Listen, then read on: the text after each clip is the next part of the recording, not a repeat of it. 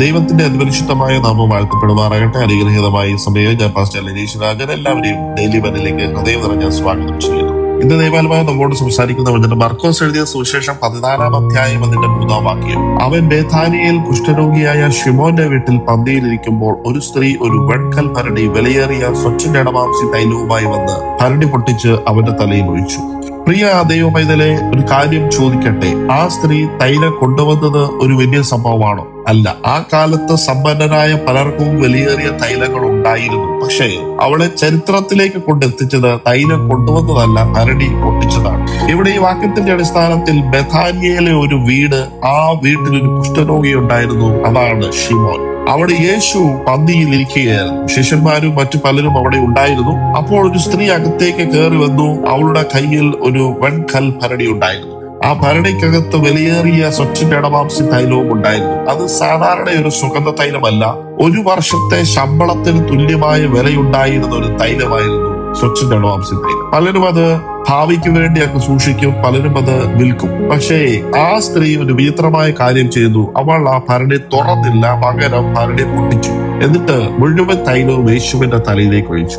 ഈ കഥ തൈലത്തിന്റെ കഥയല്ല, ഒരു ഭരണിയുടെ കഥയാണ്. കാരണം ഭരണി പൊട്ടാതെ തൈലം പുറത്തു വരത്തില്ല. ഒന്നുകൂടെ ഞാൻ പറയാം, കാരണം ഭരണി പൊട്ടാതെ തൈലം പുറത്തു വരില്ല. അതിന്റെ സുഗന്ധം ഭരണിക്കുള്ളിൽ സുരക്ഷിതമായിരുന്നു. പക്ഷെ ആരെയും അത് സ്പർശിച്ചില്ല, ആരെയും അനുഗ്രഹിച്ചില്ല, ആരെയും സ്വാധീനിച്ചില്ല.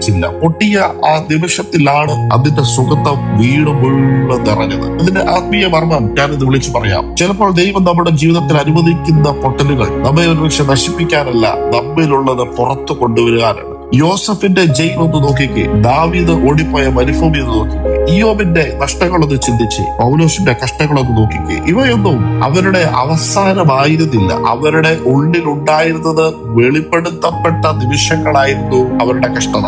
ഈ സ്ത്രീയുടെ ഭരണി പൊട്ടിയപ്പോൾ തൈലം പുറത്തു വന്നതുപോലെ ചിലപ്പോൾ നമ്മുടെ പൊട്ടലുകളിലൂടെയാണ് ദൈവത്തിന്റെ സുഗന്ധം പുറത്തു വരുന്നത്.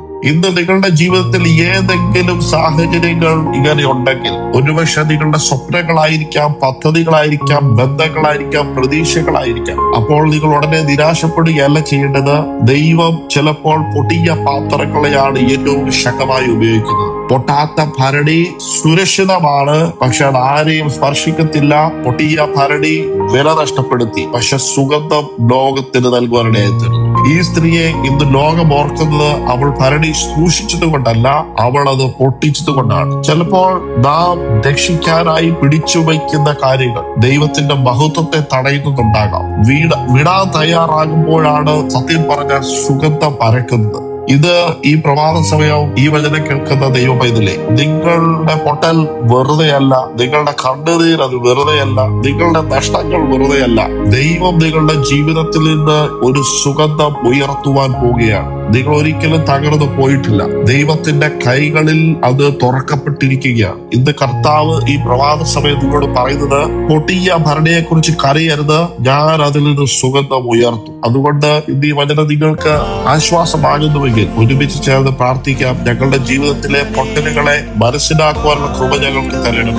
നഷ്ടങ്ങൾക്കിടയിൽ നിന്റെ ഉദ്ദേശം കാണുവാൻ ഞങ്ങളെ സഹായിക്കണം. ഞങ്ങളുടെ ജീവിതത്തിൽ നിന്ന് നിന്റെ സുഗന്ധം പരക്കുവാൻ ഞങ്ങളെ ഉപയോഗിക്കണമേ. പ്രാർത്ഥന കേട്ടതിനായി സ്തോത്രം. യേശുവിൻ നാമത്തിൽ തന്നെ ആമേൻ, ആമേൻ, ആമേൻ. ഇതുവരെയും വചനം ശ്രമിച്ച എല്ലാവരെയും ദൈവം ധാരാളമായി അനുഗ്രഹിക്കട്ടെ. Have A blessed day. God bless you.